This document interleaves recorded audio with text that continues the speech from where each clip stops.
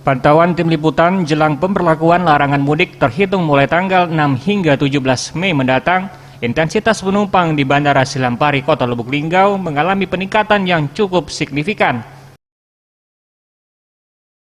Peningkatan penumpang yang mudik melalui Bandara Silampari ini terjadi baik di terminal kedatangan penumpang maupun di terminal keberangkatan dengan rute Lubuk Linggau, Jakarta, dan sebaliknya.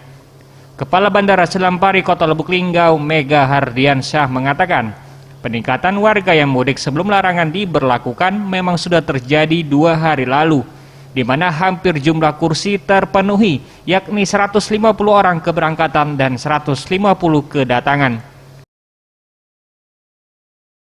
Sementara itu, meskipun jumlah penumpang mengalami peningkatan, namun di Bandara Silampari hanya 1 maskapai yang melayani penerbangan, sedangkan penerbangan rute Lubuk Linggau Palembang belum dibuka.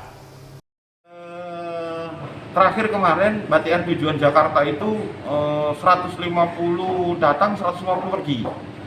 Jadi hampir full capacity di pesawat. Jadi sangat tinggi sekali permintaan pergerakan bertransportasi udara dari Jakarta ke Lubuk Linggau dan sebaliknya.